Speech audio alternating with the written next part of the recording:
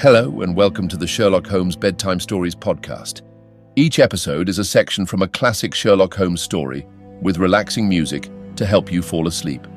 If you love the podcast and never miss an episode, please follow us on Spotify and Apple Podcasts and leave a 5-star rating. If our podcast has become a part of your bedtime routine, please consider supporting the show by clicking the link in the show notes.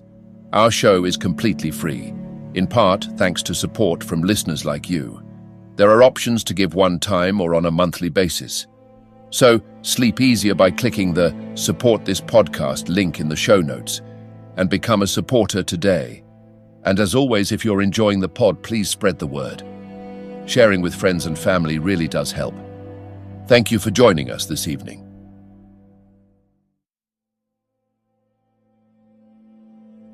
Now it's time to relax. Let your body fall into a comfortable position in your bed and drift gently into a state of total relaxation with tonight's story. The Adventure of the Red Circle. Part 1.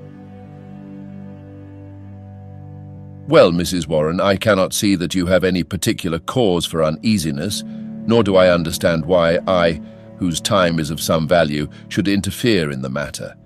I really have other things to engage me. So spoke Sherlock Holmes and turned back to the great scrapbook in which he was arranging and indexing some of his recent material. But the landlady had the pertinacity and also the cunning of her sex. She held her ground firmly. "You arranged an affair for a lodger of mine last year," she said. "Mr. Fairdale Hobbs." "Ah, yes, a simple matter." "But he would never cease talking of it. Your kindness, sir, and the way in which you brought light into the darkness. I remembered his words when I was in doubt and darkness myself. I know you could if you only would."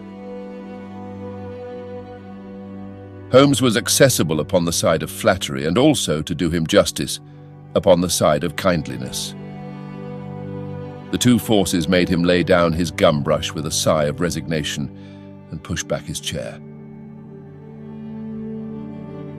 Well, Mrs. Warren, let us hear about it then. You don't object to tobacco, I take it? Thank you, Watson. The matches.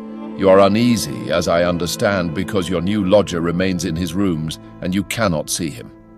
Why, bless you, Mrs. Warren, if I were your lodger, you often would not see me for weeks on end. No doubt, sir, but this is different. It frightens me, Mr. Holmes. I can't sleep for fright.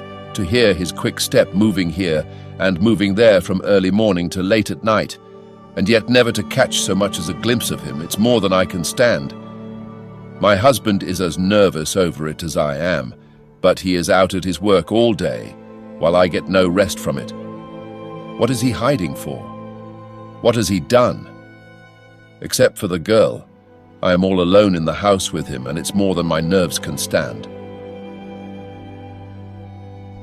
Holmes leaned forward and laid his long, thin fingers upon the woman's shoulder.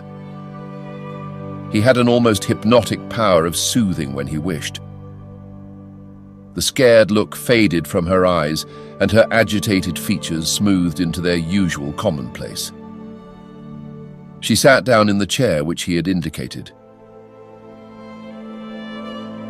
"If I take it up, I must understand every detail," said he. "Take time to consider. The smallest point may be the most essential. You say that the man came 10 days ago and paid you for a fortnight's board and lodging?" "He asked my terms, sir. I said 50 shillings a week. There is a small sitting room and bedroom and all complete at the top of the house." "Well?" "He said, 'I'll pay you £5 a week if I can have it on my own terms.' I'm a poor woman, sir, and Mr. Warren earns little, and the money meant much to me. He took out a £10 note, and he held it out to me then and there. 'You can have the same every fortnight for a long time to come if you keep the terms,' he said. 'If not, I'll have no more to do with you.' What were the terms? Well, sir, they were that he was to have a key of the house. That was all right. Lodgers often have them.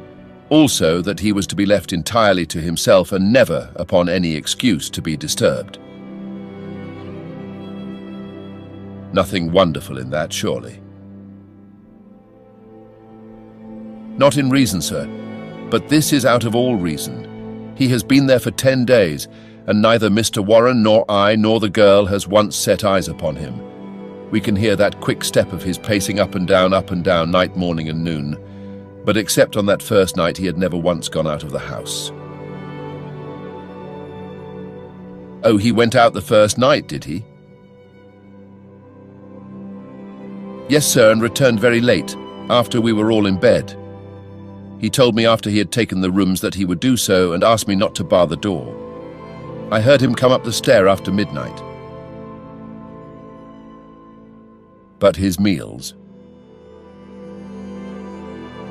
It was his particular direction that we should always, when he rang, leave his meal upon a chair outside his door.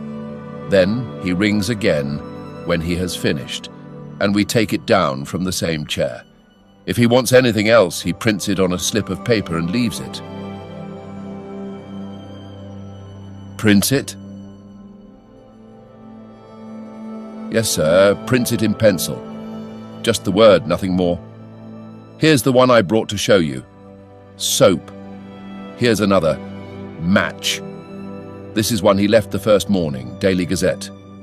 I leave that paper with his breakfast every morning. Dear me, Watson, said Holmes, staring with great curiosity at the slips of foolscap which the landlady had handed to him. This is certainly a little unusual. Seclusion I can understand, but why print? Printing is a clumsy process. Why not write? What would it suggest, Watson? That he desired to conceal his handwriting. But why? What can it matter to him that his landlady should have a word of his writing? Still, it may be as you say. Then again, why such laconic messages? I cannot imagine. It opens a pleasing field for intelligent speculation. The words are written with a broad-pointed, violet-tinted pencil of a not unusual pattern. You will observe that the paper is torn away at the side here after the printing was done, so that the S of soap is partly gone. Suggestive, Watson, is it not? Of caution? Exactly. There was evidently some mark, some thumbprint, something which might give a clue to the person's identity. Now, Mrs. Warren, you say that the man was of middle size, dark and bearded. What age would he be? Youngish, sir, not over 30. Well, can you give me no further indications? He spoke good English, sir, and yet I thought he was a foreigner by his accent. And he was well dressed? Very smartly dressed, sir, quite the gentleman. Dark clothes, nothing you would note. He gave no name? No, sir. And has had no letters or callers? None. But surely you or the girl enter his room of a morning? No, sir, he looks after himself entirely. Dear me, that is certainly remarkable. What about his luggage? He had one big brown bag with him. Nothing else. Well, we don't seem to have much material to help us. Do you say nothing has come out of that room? Absolutely nothing? The landlady drew an envelope from her bag. From it she shook out 2 burnt matches and a cigarette end upon the table. They were on his tray this morning. I brought them because I had heard that you can read great things out of small ones." Holmes shrugged his shoulders. "There is nothing here," said he. "The matches have of course been used to light cigarettes. That is obvious from the shortness of the burnt end. Half the match is consumed in lighting a pipe or cigar. But dear me, this cigarette stub is certainly remarkable. The gentleman was bearded and moustached, you say?" "Yes, sir." "I don't understand that. I should say that only a clean-shaven man could have smoked this. Why, Watson, even your modest moustache would have been singed."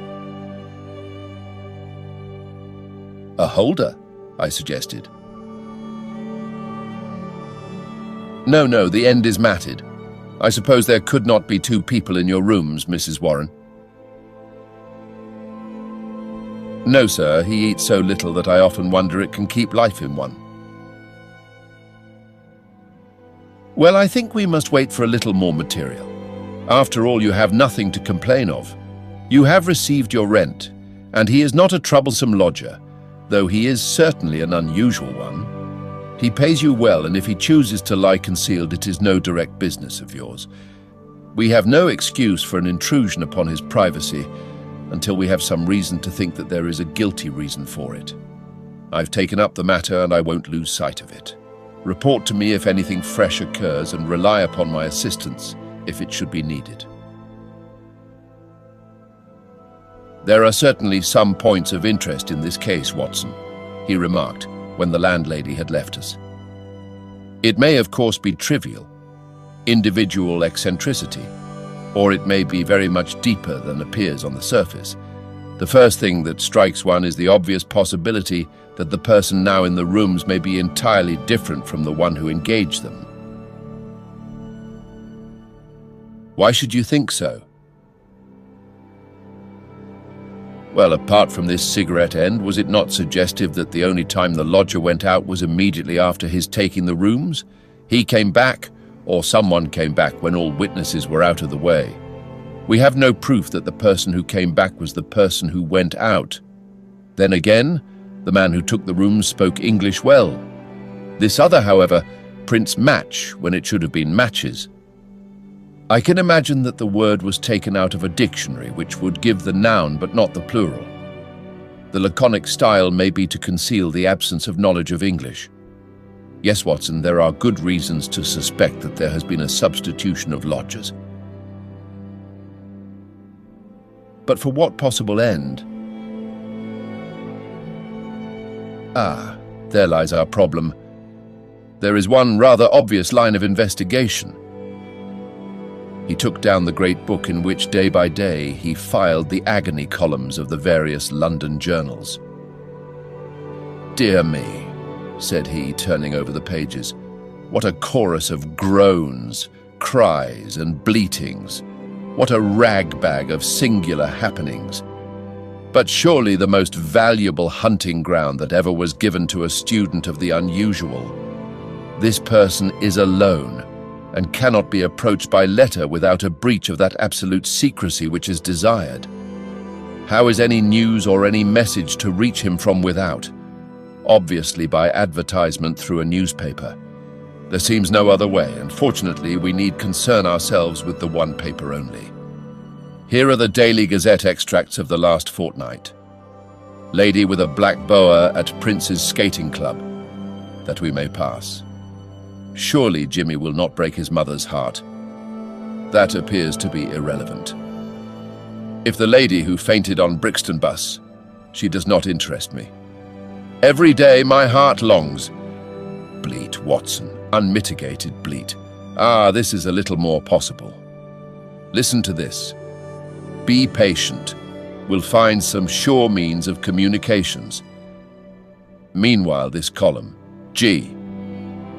That is 2 days after Mrs. Warren's lodger arrived. It sounds plausible, does it not?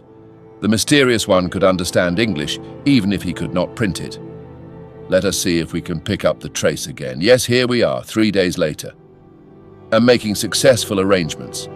Patience, and prudence. The clouds will pass.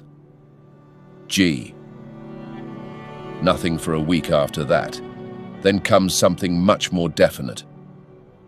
The path is clearing. If I find chance signal message, remember code agreed. 1A, 2B, and so on. You will hear soon. G. That was in yesterday's paper, and there is nothing in today's. It's all very appropriate to Mrs. Warren's lodger. If we wait a little, Watson, I don't doubt that the affair will grow more intelligible. So it proved. For in the morning I found my friend standing on the hearthrug with his back to the fire and a smile of complete satisfaction upon his face. "How's this, Watson?" he cried, picking up the paper from the table. "High red house with white stone facings. 3rd floor. 2nd window left. After dusk. G. That is definite enough. I think after breakfast we must make a little reconnaissance of Mrs. Warren's neighborhood." "Ah, Mrs. Warren. What news do you bring us this morning?" Our client had suddenly burst into the room with an explosive energy, which told of some new and momentous development. "It's a police matter, Mr. Holmes," she cried. "I'll have no more of it. He shall pack out of there with his baggage. I would have gone straight up and told him so, only I thought it was but fair to you to take your opinion first. But I'm at the end of my patience, and when it comes to knocking my old man about—" "Knocking Mr. Warren about." "Using him roughly, anyway." "But who used him roughly?" "Ah, that's what we want to know. It was this morning, sir. Mr. Warren is a timekeeper at Morton and Waylight's in Tottenham Court Road. He has to be out of the house before 7. Well, this morning he had not gone 10 paces down the road when 2 men came up behind him, threw a coat over his head and bundled him into a cab that was beside the curb. They drove him an hour and then opened the door and shot him out. He lay in the roadway, so shaken in his wits that he never saw what became of the cab. When he picked himself up, he found he was on Hampstead Heath. So he took a bus home, and there he lies now on his sofa, while I came straight round to tell you what had happened." "Most interesting," said Holmes. "Did he observe the appearance of these men? Did he hear them talk?" "No, he is clean dazed. He just knows that he was lifted up as if by magic and dropped as if by magic. 2 at least were in it, and maybe 3. "And you connect this attack with your lodger?" "Well, we've lived there 15 years and no such happenings ever came before. I've had enough of him. Money's not everything. I'll have him out of my house before the day is done." "Wait a bit, Mrs. Warren. Do nothing rash. I begin to think that this affair may be very much more important than appeared at first sight.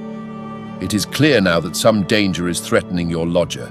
It is equally clear that his enemies, lying in wait for him near your door, mistook your husband for him in the foggy morning light.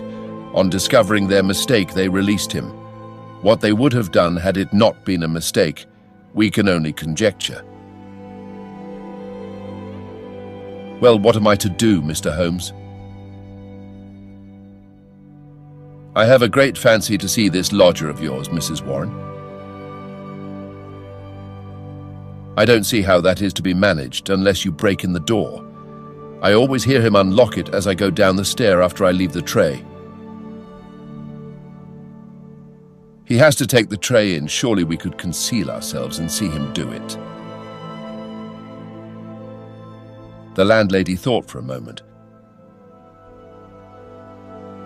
"Well, sir, there's the box room opposite. I could arrange a looking glass, maybe, and if you were behind the door—"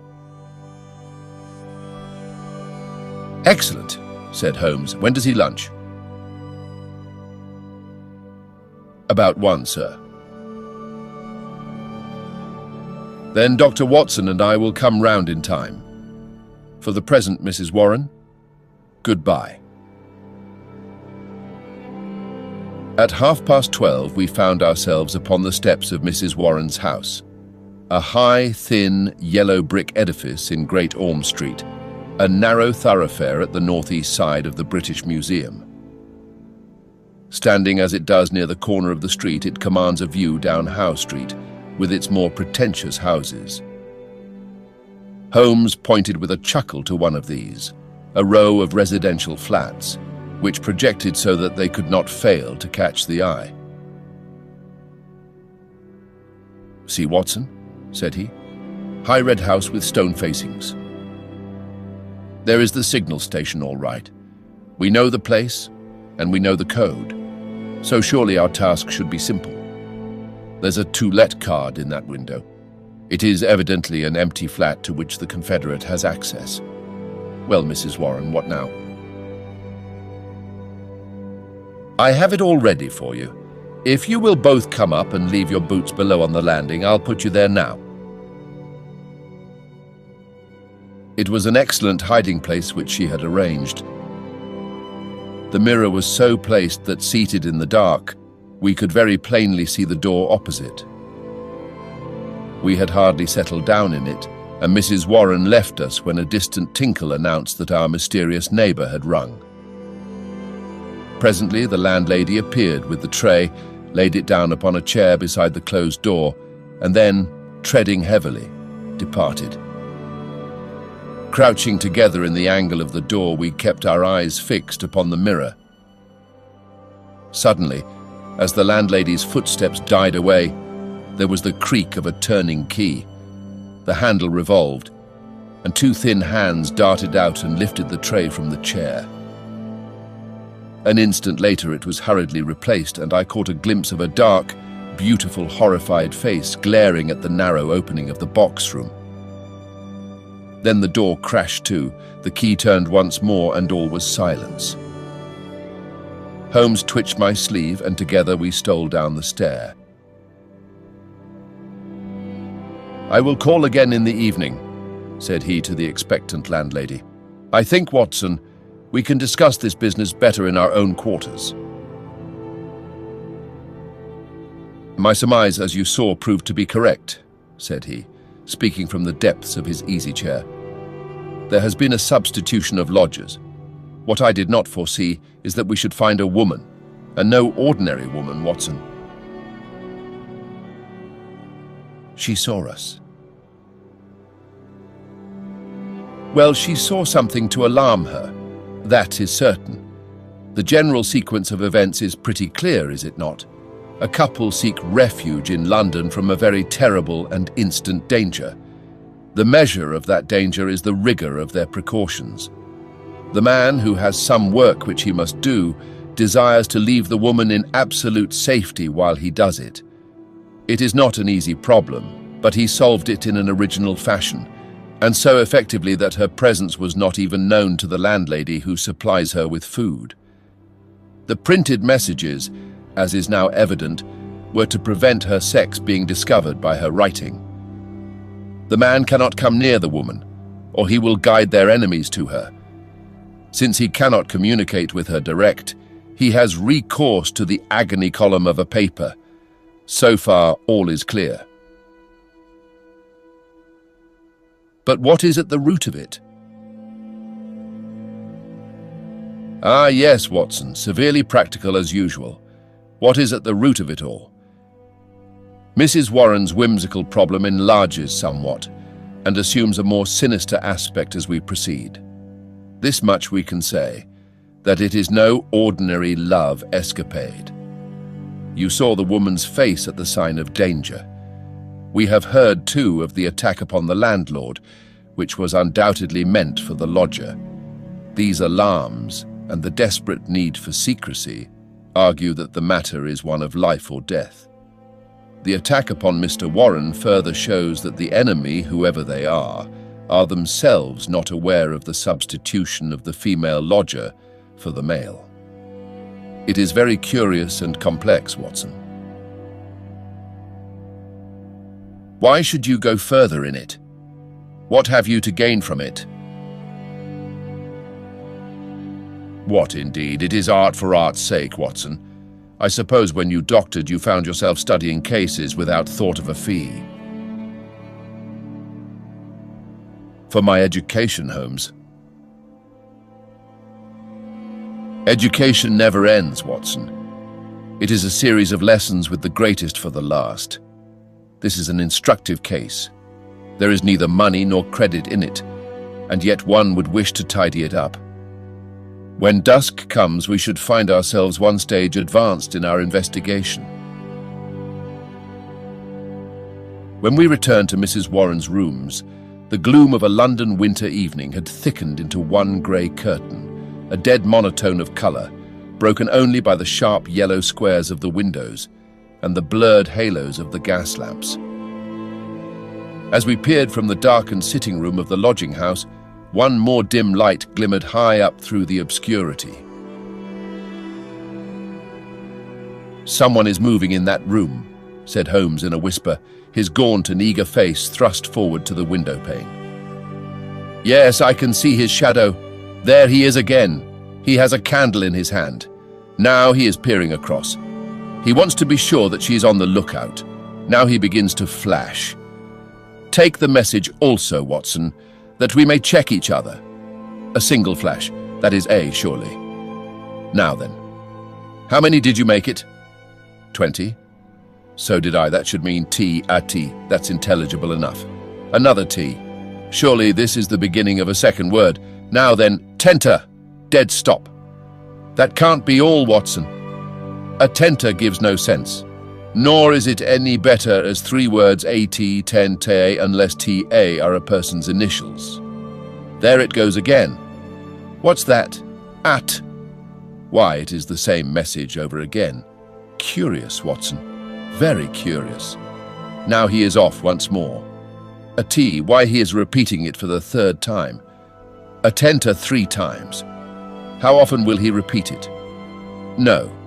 That seems to be the finish. He has withdrawn from the window. What do you make of it, Watson? A cipher message, Holmes. My companion gave a sudden chuckle of comprehension. And not a very obscure cipher, Watson, said he. Why, of course it is Italian. The A means that it is addressed to a woman. Beware, beware, beware. How's that, Watson? I believe you have hit it. Not a doubt of it. It is a very urgent message, thrice repeated to make it more so. But beware of what? Wait a bit. He is coming to the window once more. Again we saw the dim silhouette of a crouching man and the whisk of the small flame across the window as the signals were renewed. They came more rapidly than before, so rapid that it was hard to follow them. Pericolo, pericolo. Eh, what's that, Watson? Danger, isn't it? Yes, by Jove, it's a danger signal. There he goes again. Perry. Hello, what on earth? The light had suddenly gone out. The glimmering square of window had disappeared, and the third floor formed a dark band round the lofty building, with its tiers of shining casements. That last warning cry had been suddenly cut short. How? And by whom? The same thought occurred on the instant to us both. Holmes sprang up from where he crouched by the window. This is serious, Watson, he cried.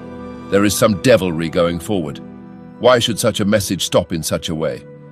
I should put Scotland Yard in touch with this business, and yet it is too pressing for us to leave. Shall I go for the police? We must define the situation a little more clearly. It may bear some more innocent interpretation. Come, Watson, let us go across ourselves and see what we can make of it.